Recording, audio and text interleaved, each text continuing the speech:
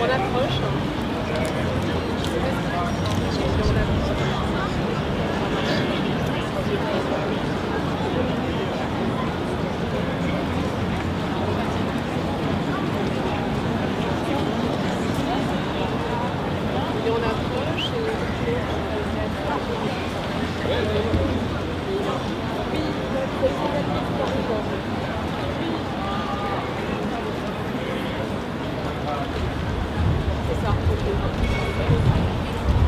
Merci. Et alors justement, je un peu pour le retour, il y a pas spécialement de possibilité.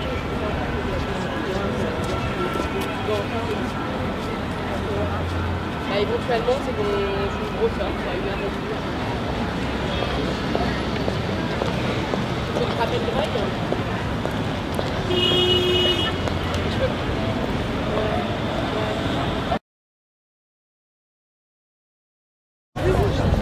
C'est parti pour la 39e édition du Salon du Livre de Paris qui s'ouvre ici, juste derrière moi, le pavillon 1. Cette enseigne, cette beauté architecturale qui se trouve juste chez moi, juste derrière moi, cette beauté architecturale qui se trouve juste derrière moi, accueille l'événement. L'événement le plus prestigieux, non seulement de la France, mais aussi de l'Europe. Alors, pour vous en rendre compte, il suffit d'y pénétrer, pour voir de visu, pour voir de vos propres yeux l'événement, l'instant magique. Suivez-moi, on se retrouve tout de suite.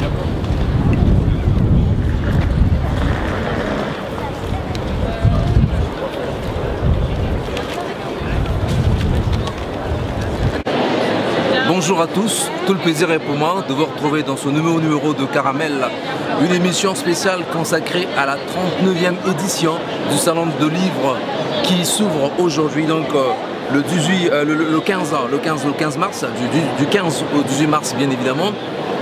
Ce salon d'importance, cet événement littéraire d'envergure qui s'ouvre ici à Paris.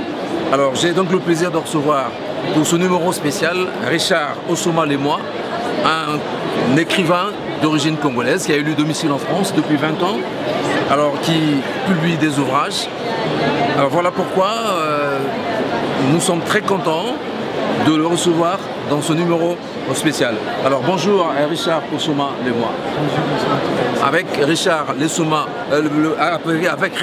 Osoma-Lemoy, nous allons devoir saisir les contours de cette 39e édition du Salon du Livre à Paris, à Porte de Versailles. Alors, cette 39e édition s'ouvre sous deux thèmes principaux. Il y a d'abord l'Europe à l'honneur, ensuite les nouvelles voies de la littérature. Alors, concernant d'abord le premier thème, la première thématique, l'Europe à l'honneur. Pourquoi l'Europe à l'honneur? L'Europe à l'honneur parce qu'aujourd'hui, la construction européenne connaît des difficultés aujourd'hui. Ces difficultés sont de deux ordres principalement. Premièrement, la crise migratoire. L'Europe aujourd'hui subit le phénomène migratoire dû aux évasions des gens qui viennent des côtes libyennes et aussi côtes libyennes, la Méditerranée, l'Albanie, etc. Donc l'Europe aujourd'hui, face à ces flux migratoires, les autorités au niveau de l'Europe se disputent et essaient de trouver un moyen de contenir ces flux migratoires, une redéfinition, une nouvelle politique pour l'Europe, une politique d'accueil. Donc là, à cet égard, les avis sont tellement partagés. Deuxième enjeu, deuxième problème qui justifie le thème de l'Europe à l'honneur, c'est qu'il y a des élections européennes dans un mois et demi. Et c'est un grand rendez-vous au cours desquels des nouvelles lignes vont se définir en matière de coopération entre l'Europe et les pays d'Afrique. Alors, concernant la thématique, vous avez parlé certainement de l'immigration. En tant qu'écrivain, que ressentez-vous? Quel est votre ressenti à propos de ce phénomène qui prend de plus en plus d'ampleur? L'immigration, c'est un phénomène qui date. C'est un phénomène qui est difficile à éradiquer. En revanche, on peut contrôler l'immigration par des politiques menées aux échelles régionales, nationales. En ce qui concerne l'Union européenne, l'espace Schengen, l'espace de libre circulation des personnes et des biens, les autorités au niveau de Bruxelles, ils essaient de voir dans quelle mesure déterminer les quotas, par exemple, les quotas d'accueil au niveau des pays frontaliers, notamment l'emploi du genre en Italie, Espagne, et aussi en Corse vers la France, Marseille également. Donc l'immigration, c'est un problème qui restera. Seulement, il convient aux politiques de déterminer des politiques pour maîtriser le flux. On ne peut pas arrêter le... Concernant votre lecture en tant qu'écrivain, par rapport à l'ampleur de la situation, quelles mesures les autorités africaines ou bien les autorités africaines, bien évidemment, étant donné que vous êtes africain, peuvent-elles prendre pour juguler cette crise, pour maintenir les populations sur place, pour éviter les déplacements massifs? Concernant les autorités, le rôle des autorités en Afrique face à ces flux migratoires en provenance de leur continent, toutes les propositions convergent sur une seule chose: faciliter les politiques de développement afin de maintenir surtout la jeunesse dans les pays de départ. Donc s'il y a des politiques de développement, les gens ne vont pas chercher l'Eldorado en Europe, les gens ne vont pas risquer leur vie sur la Méditerranée. Toutes les propositions convergent sur cette tendance-là, que les autorités africaines, aux échelles de l'Union africaine, des organisations sous-régionales comme la CEDEAO, la CEMAC, s'organisent pour faciliter les politiques de développement, que ce soit en matière de culture ou en matière de production des services et des biens. Mais nous, en littérature, l'immigration, c'est aussi un thème très important, parce que dans les déplacements de population, des vies se créent, des familles se fondent, et aussi les entreprises se développent. Ça nous inspire à travers nos thématiques qui sont étudiées à travers différents. Alors la seconde thématique de ce salon de livres concerne les nouvelles voies de la littérature dont vous faites partie. Alors quel est votre sentiment de faire partie quel est votre sentiment pour vos impressions, parce qu'on vous compte parmi ces écrivains qui font partie des nouvelles voies de la littérature? Je suis très heureux de rentrer dans cette famille d'écrivains, cette famille qui porte les valeurs humaines de liberté, les valeurs de fraternité, les valeurs de vie, dans la simplicité et la paix. Je suis très heureux. Je suis submergé d'émotions dans ce salon par ma première participation, car c'est mon premier salon en tant qu'écrivain. Je suis très content pour cela. Et c'est bien évidemment dans le cadre de la littérature francophone.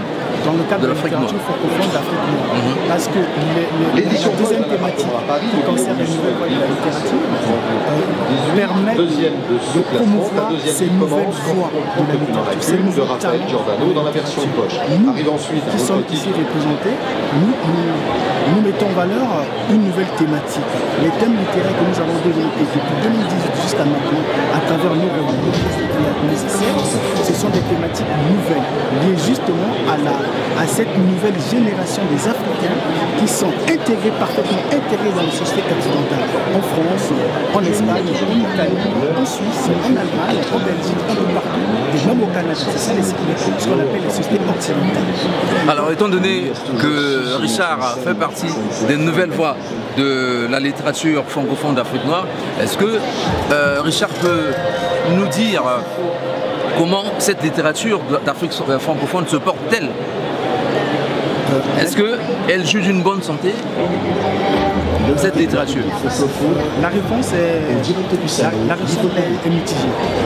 La littérature d'Afrique noire se porte bien parce qu'il y a une floraison littéraire. Il y a beaucoup d'artistes, il y a beaucoup d'écrivains qui publient des livres.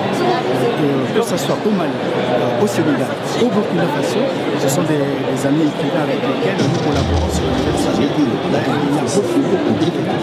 Même à Brazzaville, il y a aussi des auteurs. Il y a des écrivains écoutés, ceux qui sont passionnés du livre, qui ont fait un métier à écrire, véhiculer des messages de famille, de paix, etc. Il y a aussi des auteurs qui publient des livres selon une thématique donnée. Ça peut être un essai politique, ça peut être un essai social, ça peut être un point de vue de droit. Donc il y a, de ce point de vue, la littérature africaine se porte bien parce qu'il y a de plus en plus d'écrivains et d'auteurs qui publient. Cependant, la littérature noire d'Afrique ne se porte pas mieux. La raison est simple. c'est la promotion, la vente. Parce qu'il n'y a pas de librairie, il y a moins de librairies en Afrique, L'atelier français. au Gabon, en République démocratique du Congo, en Centrafricaine, au Tchad, il y a la source, parce que les livres sont là-bas au Tchad, à Djamena, la source. Donc, du point de vue de la promotion, la littérature noire d'Afrique ne se porte pas mieux.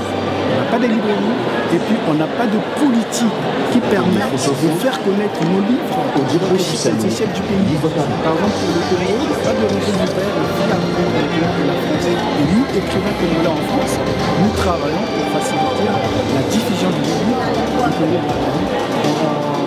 à côté des relais classiques qui sont la dépêche. Alors, monsieur Richard, quel peut être l'impact d'un tel événement, je parle du Salon du Livre de Paris, sur la littérature francophone de l'Afrique noire? L'impact est grand, parce que le Salon du Livre, c'est le rendez-vous littéraire le plus important par année en Europe et dans le monde.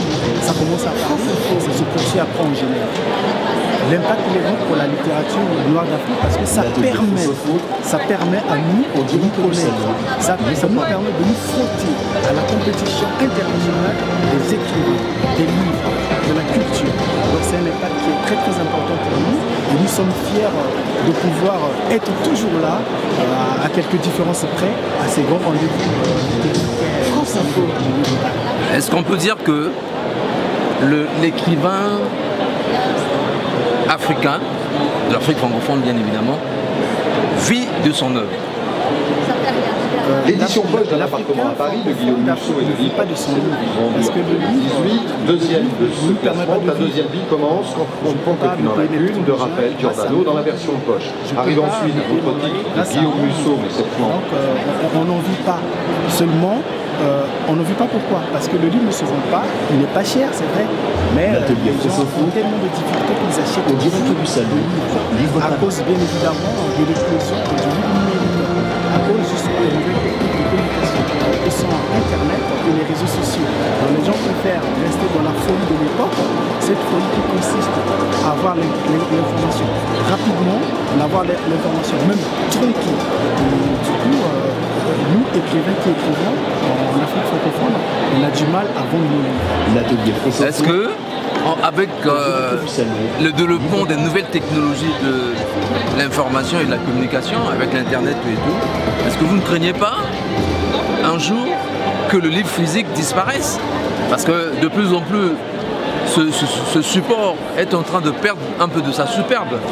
De plus en plus, il y a une résurgence, il y a une certaine domination du virtuel sur le physique.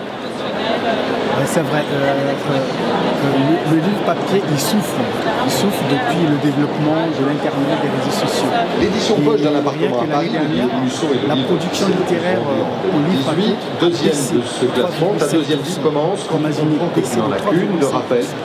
Tout ça au profit de la lecture rapide que sont les réseaux sociaux et le livre numérique où on ne fait pas attention à la forme verbale, à la forme expressive, à la conjugaison, à la grammaire.